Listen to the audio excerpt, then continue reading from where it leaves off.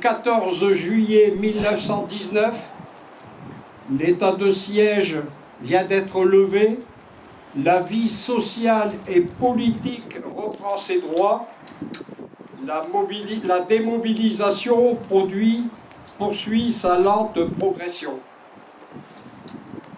Les poilus retrouvent leur foyer, leur famille et leur commune. Ils découvrent une vie bouleversée, une France transformée par une épreuve de 4 années et par de profondes séquelles. Partout, le pays est traversé par la sourde évidence que rien ne sera plus jamais comme avant, que le retour à l'avant-guerre est impossible. C'était il y a 100 ans. Une nouvelle page s'ouvrait, celle du souvenir, de la mémoire et de l'hommage. C'est plus que l'espace d'une vie qui nous sépare de ce jour d'automne où, dans la forêt de Compiègne, la fin des combats est signée entre les belligérants principaux de cette première guerre mondiale, l'Allemagne et la France.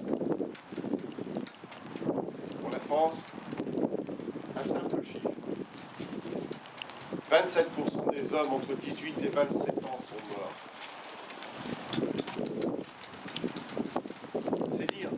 C'est dire si peu de familles françaises ont été épargnées par ces 4 années.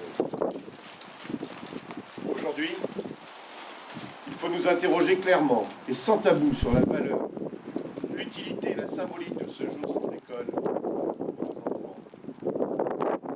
La réponse est assez simple.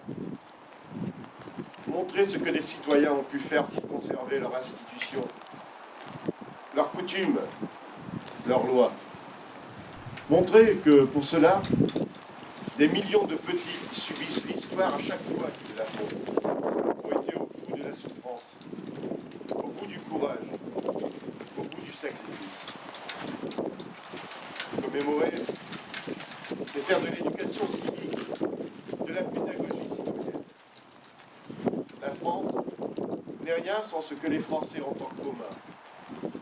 L'histoire d'un pays. C'est le ciment de son unité. Le 11 novembre, enfin, c'est le souvenir de l'immense souffrance de nos aïeux qu'on a envoyés par milliers conquérir des morceaux de collines, des bouts de paysages, des lopins de terre et contrées. Pas pour grand-chose, et parfois pour rien, au nom d'une gloire que chaque communauté des états-majors se devait d'illustrer. Un jour, c'est pas de trop pour faire vivre un souvenir tel que celui-ci. On n'aura jamais au poilu de la Grande Guerre qui a sauvé la France.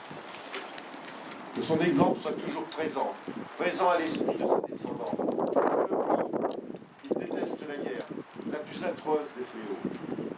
Mais comme lui, qu'ils soient prêts à sacrifier leur vie pour leur pays. Ce sera le meilleur moyen d'écarter la guerre. Hélas, toujours possible. Je remercie aujourd'hui celles et ceux, et je pense bien entendu aux amis du vieillard, qui au travers du côté ont partagé leur savoir. Les amis du vieillard qui, par leur travail, nous offrent la possibilité de découvrir ou de redécouvrir cette époque que nous avons pu tout particulièrement apprécier avec beaucoup d'enthousiasme et d'intérêt l'exposition de cette année sur le thème « Armes, la reconstruction ».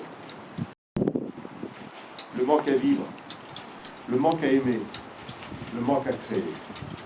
Mesdames et messieurs, il est de notre devoir de célébrer la mémoire des combattants disparus.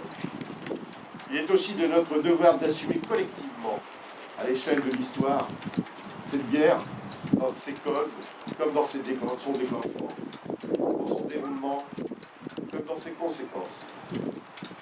Construire, avec la France au XXIe siècle, une Europe de la paix, de la justice et de la démocratie.